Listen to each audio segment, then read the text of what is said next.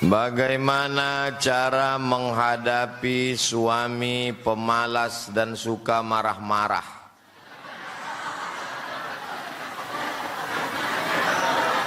Kok bisa ibu nikah sama dia? Tapi dia masih biasa bilang, lapar, lapar. Yang ini lapar juga, tapi lapar betul. Tak sampai ke ujung, lap, lap, lap. Ah, ini dulu. Karena ini parah, ini tak sampai 2 jam lagi meninggal. Kalau ini masih bisa bilang, pisang pak, pisang. Kalau ini tak boleh, pis, angkat sini dulu.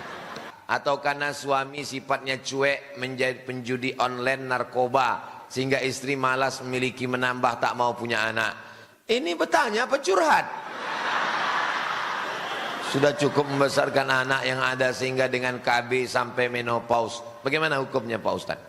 Bagaimana pendapat Ustadz ikut lomba, hadiahnya pakai uang pendaftaran? Bismillahirrahmanirrahim. Assalamualaikum warahmatullahi wabarakatuh. Alhamdulillah, wassalatu wassalamu ala rasulillah Sayyidina Muhammad bin Abdullah wa ala alihi wa ashabihi wa mawalah amma ba'd. Anda yang beruntung, khususnya yang telah bergabung dengan orang tua asuh di bawah asuhan guru kita yang mulia Gurunda Ustaz Abdul Somad. Insyaallah ini pesantren yang penuh berkah. Anda beruntung menjadi orang tua asuh. Karena apa? Mereka di akhirat akan menjadi putra-putri Anda. Semua kebaikan yang terjadi di sini akan mengalir kepada Anda.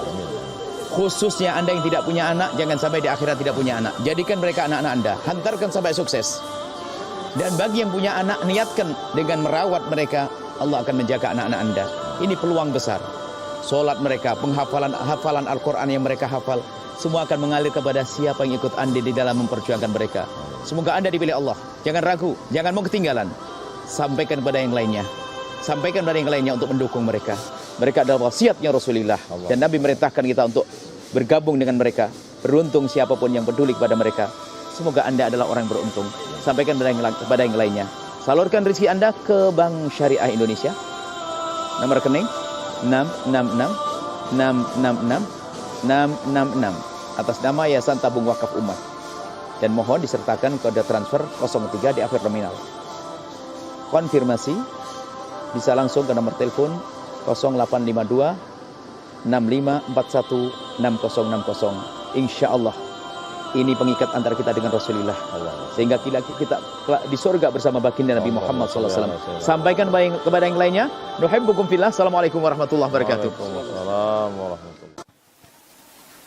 Bagaimana cara menghadapi suami pemalas dan suka marah-marah?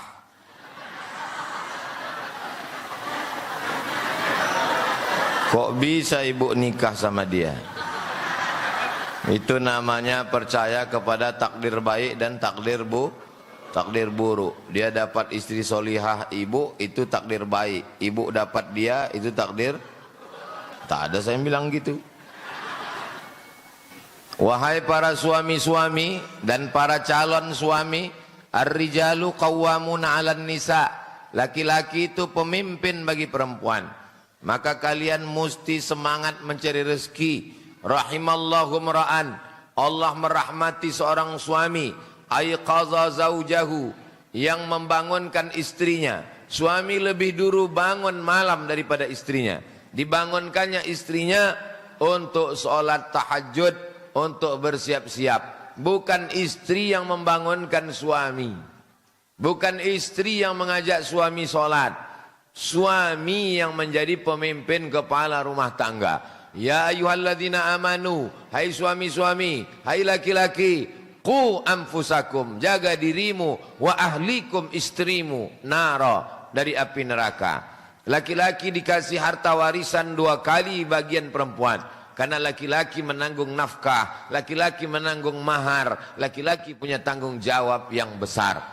Kalian anak laki-laki, jangan kalian ikut bapak nih. Jadi kalau udah begini macam mana Pak Ustadz? Maka ibu panggil wali ibu. Wali ibu ada 6. Ayah, atuk, abang, adik, abang ayah, adik ayah. Panggil wali yang 6 nih. Syukur-syukur kalau di antara wali itu ada polisi, ada tentara. Suruh orang itu bawa pistol. Nah, baru bangunkan laki yang malas-malas marah-marah tadi. Nah, dudukkan dia. Laki malas pemarah. Apa mau kau? Nah, suruh dia tanya apa. Berubah. Jangan ibu hadapi sendiri. Kalian wahai perempuan, jangan menghadapi suami sendirian. Kalau dia bilang kau jangan mengadu ke keluargamu, ini kita, jangan ada intervensi orang lain. Dia mau melemahkanmu. Kau menjaga anak, mengandung, menyusui, mencari nafkah, menghadapi dia marah-marah lagi, menghadapi dia malas lagi, stres nanti ibu lama-lama. Betul bu? Tengok. Kalian perempuan dimuliakan Allah. Kalian tidak ada kewajiban apa-apa. Yang memasak, yang menyiapkan makanan, yang mencucikan pakaian, itu mestinya suami kalian. Kalau dia kaya, disiapkannya pembantu untuk memasak, disiapkannya pembantu untuk mencuci. Menyusukan anak pun tidak kewajiban kalian. Di zaman Nabi, perempuan itu tidak menyusukan anak. Ada perempuan yang khusus dibayar oleh suami untuk menyusukan anak. Makanya Nabi Muhammad SAW, ibu susunya yang pertama Suwaibah al-Aslamiyah, yang kedua Halimatus Sa'diyah. Laki-laki di Indonesia bukan main beruntung luar biasa. Anaknya disusukan istrinya. Ada istrinya tak ada air susu, disusukan kambing. Suami punya tanggung jawab yang besar di hadapan Allah Subhanahu wa taala. Kullukum ra'in. Setiap kalian laki-laki adalah pemimpin. Wa kullukum mas'ulun an ra'iyatih. Kalian akan diminta tanggung jawab di hadapan Allah Subhanahu wa taala. Jadi tak bisa sekedar nyanyi-nyanyi. Ini sekarang banyak kalau ngadu ke ustadz, ustadz, suami saya marah-marah, ibu nyanyi aja, abang jangan marah-marah, nanti abang cepat mati. Tak bisa, mesti ada tindakan hukum. Makanya untuk menyelamatkan perempuan Indonesia dari suami yang semena-mena, selesai akad nikah, seorang istri disuruh membaca sirat ta'liq. Buka handphone, habis waktu dah. Tulis di situ sirat ta'liq. Ini perempuan ini kalau tak diingatkan dia tak tahu ini. Dulu waktu lakinya membaca sirat ta'liq, dia asik berfoto aja. Kik. Buka balik sirat ta'liq itu. Yang dibaca suamimu dulu habis akad nikah. Sirat ta'liq. Udah nampak? Sirat ta'liq nanti print, tempel di pintu kamar dia besar-besar. Nih bunyi sirat ta'liq. Kalau dia meninggal, saya meninggalkan selama 2 tahun berturut-turut. 2. Tidak memberi nafkah wajib 3 bulan. Nih malas. Malas cari nafkah. Tak ada duit, mengamuk-ngamuk. 3 bulan tak kau kasih dia nafkah, Pak. 3. Menyakiti badan jasmani. 4. Membiarkan, tidak memperdulikan. Ditinggalkannya kalian 2 tahun. 3 bulan tak dikasihnya nafkah. Menyakiti jasmani. Membiarkan, maka kalian perempuan pergi ke hakim. Maka hakim menjatuhkan talak 1. Jatuhlah kepadanya. Ini kompilasi hukum Islam Indonesia untuk menjaga perempuan dari laki yang malas dan suka mengamuk-ngamuk tadi. Jelas laki-laki malas suka mengamuk? Bagaimana pendapat Ustadz ikut lomba, hadiahnya pakai uang pendaftaran. Kita 10 nih, 10 peserta, daftar 100.000. 100.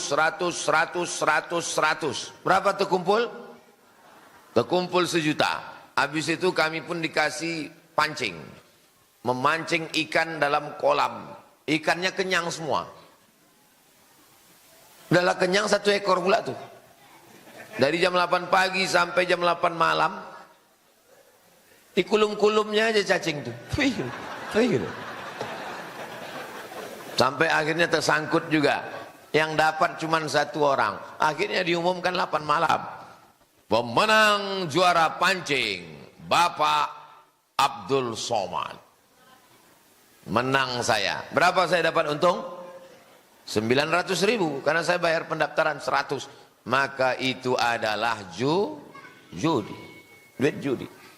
Jadi kalau mau duit pendaftaran itu untuk operasional, untuk makan, untuk tenda, untuk sewa sound, untuk yang lain-lain. Hadiahnya pakai sponsor. Itu kalau mau keluar dari judi. Saya bukan melarang buat perayaan, silakan. Tapi jangan itu dijadikan sebagai hadiah karena terjerumus dalam judi. Jelas? Yang lalu-lalu apa boleh buat? Mudah-mudahan Allah mengampuni. Yang akan datang 17 Agustus menyambut tahun baru, Maulid Nabi, Isra Mi'raj, hadiahnya dari sponsor-sponsor. Banyak nih sponsor-sponsor ini, macam-macam. Dari keripik, dari kerupuk. Umpama ada satu yayasan atau masjid atau anak yatim atau duafa membutuhkan dana. Sementara di tempat lain orang tua kita juga membutuhkan uluran tangan. Kemana sebaiknya kita dulukan Pak Ustadz? Yang pertama, mana yang paling membutuhkan itu dulu. Yang ini lapar, tapi dia masih biasa bilang lapar, lapar. Yang ini lapar juga, tapi lapar betul. Tak sampai ke ujung, lap. Ini dulu.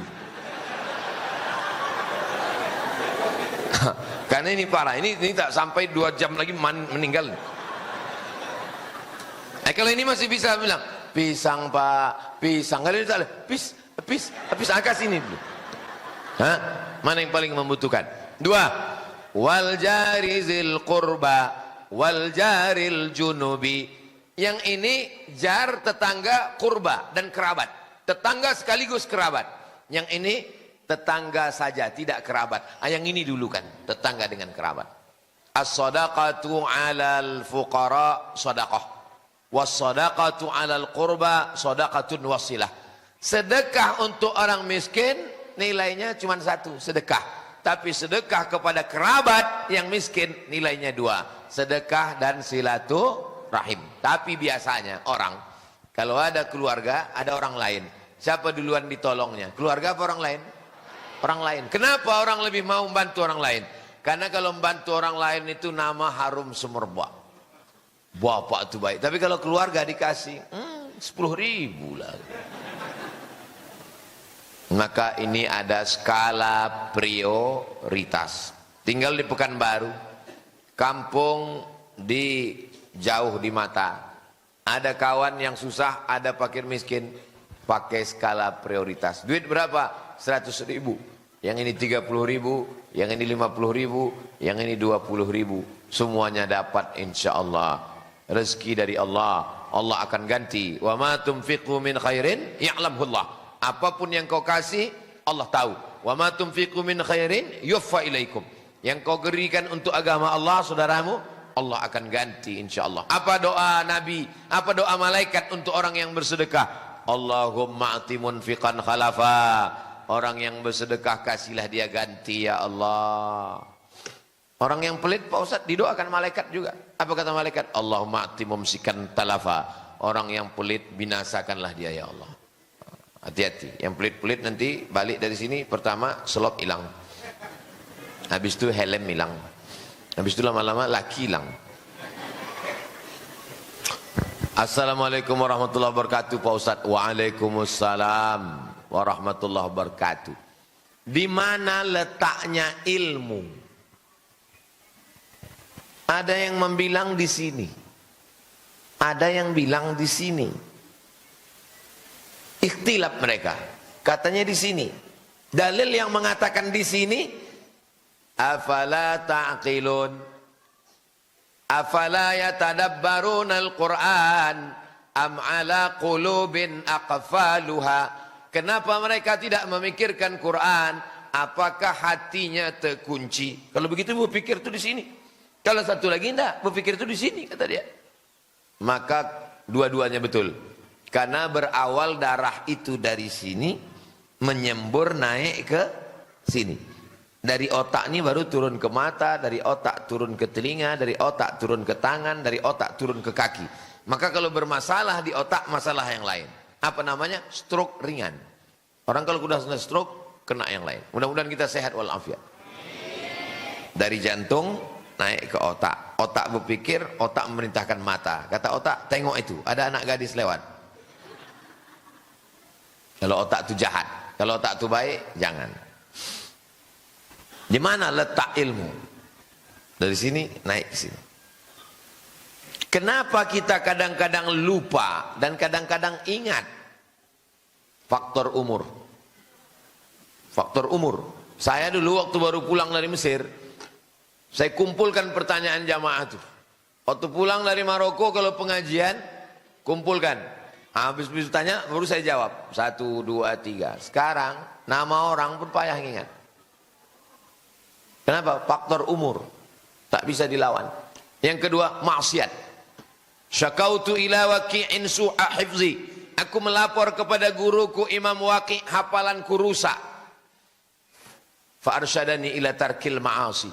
Kata guruku, tinggalkan perbuatan maksiat. Li'annal ilma nurun. Karena ilmu ini cahaya. Wa nurullahi la yuhda lil 'asi. Cahaya tidak diberikan Allah kepada pelaku maksiat. Jadi kalau kita sudah sholat, sudah zikir, sudah puasa, tetap juga lupa, itu berarti faktor usia yang tak bisa dilawan. Alhamdulillah Fatihah masih ingat, itu dah alhamdulillah. Nah, jangan sampai Fatihah pun tak ingat. Nauzubillah. Dengan ilmu yang kita pelajari dari kecil, apa penyebabnya kita lupa Pak Ustadz? Faktor usia, faktor maksiat. Dua itu yang dikatakan para ulama. Apa makanan biar supaya lengket hafalan Pak Ustadz? Banyak-banyak makan tepung sagu. Lengket dia kan? Apa hukum KB bagi ibu-ibu yang tidak ingin punya anak? Karena takut tak bisa membiayai pendidikan di tempat yang baik. Pondok pesantren misalnya. Atau takut tak bisa mendidiknya menjadi anak yang soleh-solehah. Yang nantinya malah akan menyeretnya ke neraka.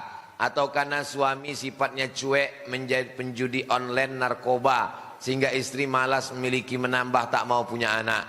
Ini bertanya apa curhat? Sudah cukup membesarkan anak yang ada sehingga dengan KB sampai menopause. Bagaimana hukumnya Pak Ustaz? Tazawwajul walud al-wadud. Nikahilah perempuan yang subur, yang banyak anak dan penyayang. Itu artinya disuruh cari istri yang subur supaya banyak anak. Kalian yang belum nikah, yang udah tak usah senyum-senyum lagi. Yang belum nikah, kalian cari perempuan yang subur. Dari mana kita tahu dia subur? Mana boleh dites duluan. Makanya waktu kenalan tanya, "Dek, mak kau berapa anaknya?" "Mak aku anaknya 12 bang." "Gua banget nih." Gitu. Cari perempuan yang subur. Kenapa? "Inni mukasirum bikumul umam."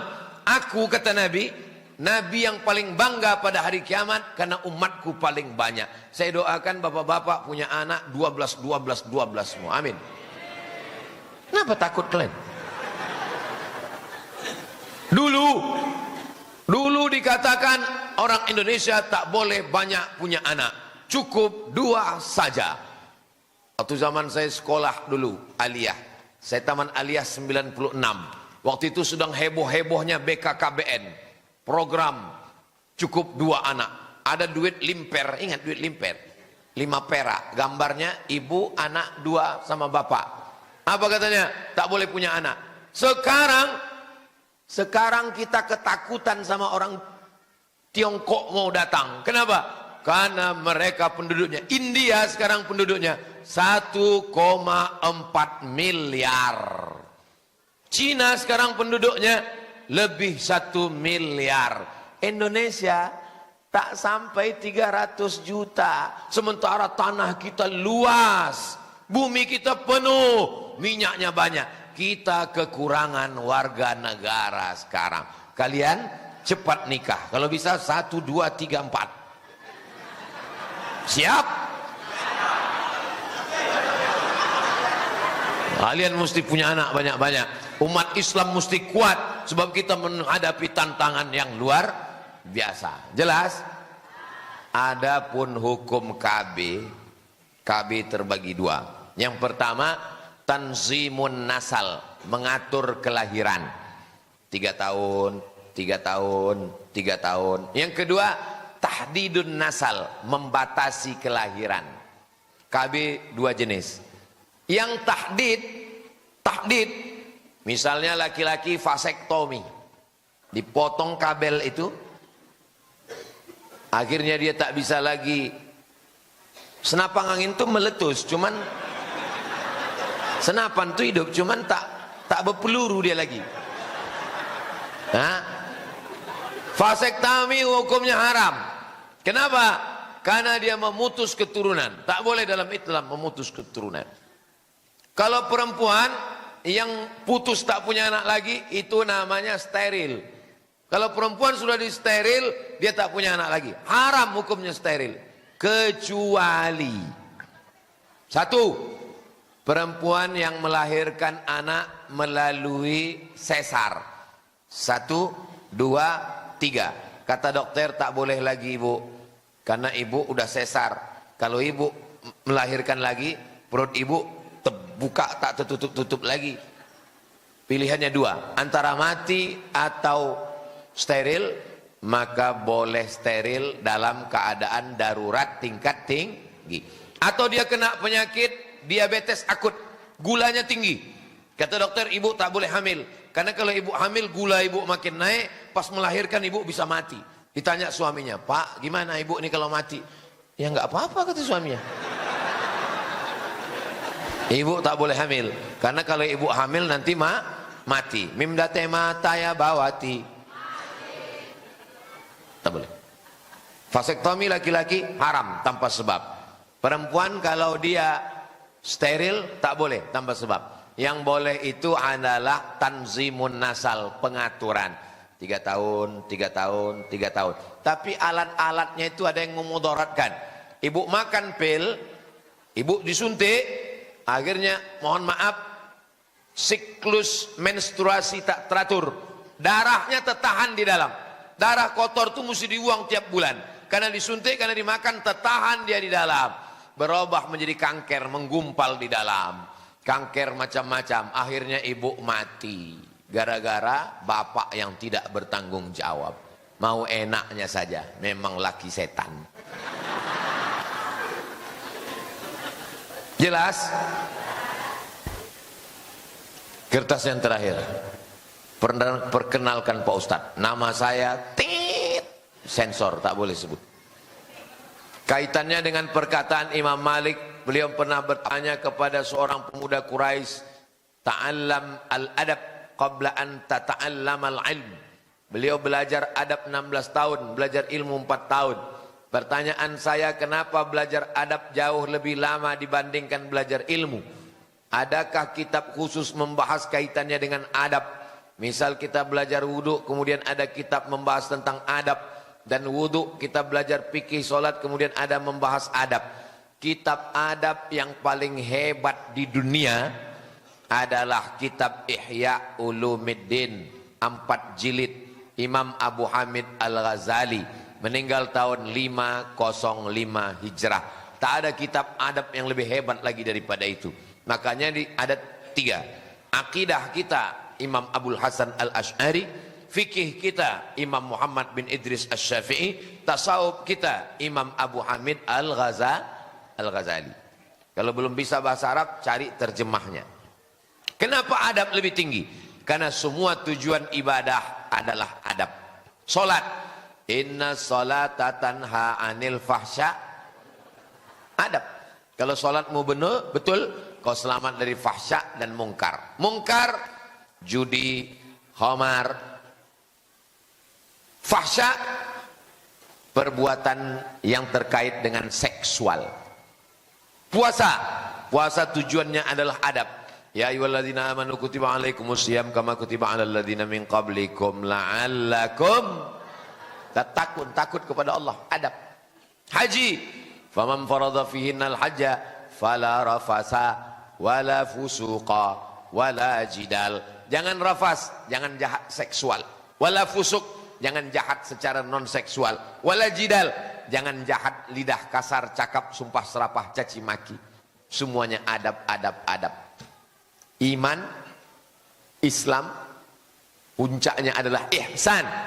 Datang Jibril bertanya kepada Nabi, akhbirni anil iman. Antu'mina billah wa malaikatihi wa kutubihi wa rusulihi wal yaumil akhir wa bil qadari khairihi wa syarrihi. Akhbirni anil Islam.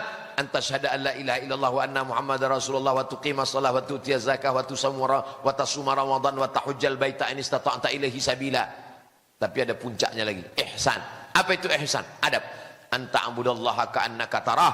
Kau beribadah seakan-akan kau tengok Allah. Fa illam takun tarahu fa innahu yaraka. Kalau kau tak bisa melihat Allah, rasakanlah bahwa engkau dilihat oleh Allah. Merasa dilihat Allah adalah puncaknya ihsan. Itu adalah adab. Al-adab fauqal ilmi. Adab lebih tinggi daripada ilmu.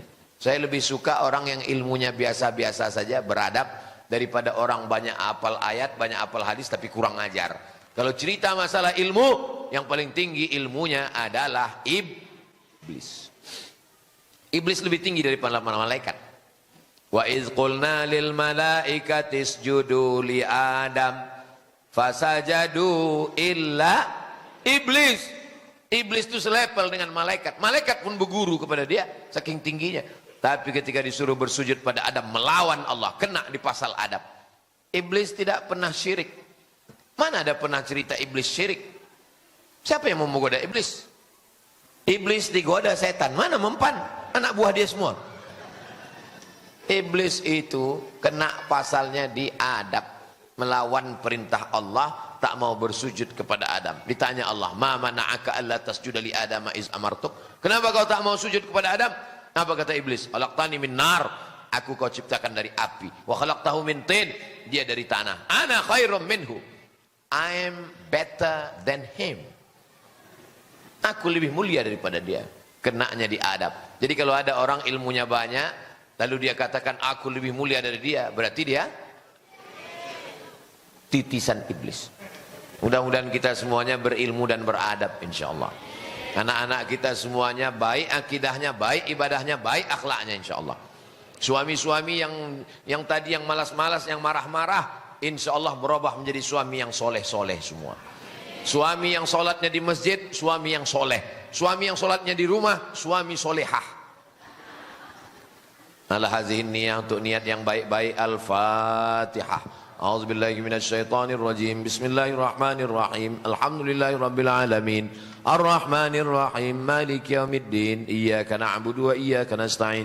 Ihdinas siratal mustaqim, siratal ladzina an'amta 'alaihim ghairil maghdubi 'alaihim waladdallin. Amin. Allahumma salli ala sayyidina Muhammad wa ala ali sayyidina Muhammad. Assalamu alayka ya Rasulullah. Allahumma ja'alna min mu'ammiri masajidik. Jadikan kami orang yang memakmurkan masjidmu dengan salat berjamaah. Allahumma ja'alna muqimas salah. Jadikan kami orang yang menegakkan salat. Wa min dzurriyyatina, sampai kepada anak cucu kami. Rabbana wa taqabbal du'a, terima doa kami ya Allah. Rabbana hab lana min azwajina wa dzurriyyatina qurrata a'yun. Jadikanlah suami, jadikanlah istri, pasangan hidup, anak cucu, orang-orang yang sejuk dipandang mata dan menenangkan hati kami. Allahumma aslih dzata bainina, perbaikan hubungan di antara kami ya Allah. Allahumma ja'alna minal mutahabbina bijalalik. Jadikan kami orang yang berkasih sayang karena Engkau ya Allah. Allahumma ja'alna min ummati nabiyika Muhammad sallallahu alaihi wasallam. Jadikan kami menjadi umat Nabi Muhammad sallallahu alaihi wasallam. Rabbana fir lana dzunubana, ampunkan dosa kami, wali abaina, ayah kami, wali ummahatina, mak kami, wali azwajina, pasangan hidup kami, wali zurriyatina, anak cucu keturunan kami, wali man hadarana, semua yang hadir di majlis ini ya Allah, wali man syarakana, bagi semua yang mengikuti pengajian subuh ini ya Allah. Rabbana hab lana minas salihin, jadikan anak cucu kami anak-anak yang saleh dan salihah. La tada' lana dzamban illa ghafartah, pulang kami dari majlis ini dalam keadaan bersih dari dosa-dosa. Wala aiban illa satartah, tutupilah segala aib cacat kami ya Allah.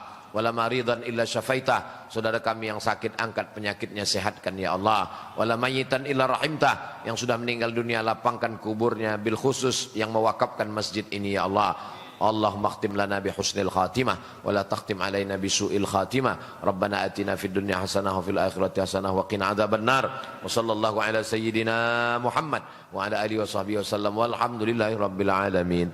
Taqabbalallahu minkum minna wa minkum, taqabbal ya karim. Terima kasih segala perhatian. Mohon maaf segala kesilapan dan kekhilafan. Wassalamualaikum warahmatullahi wabarakatuh.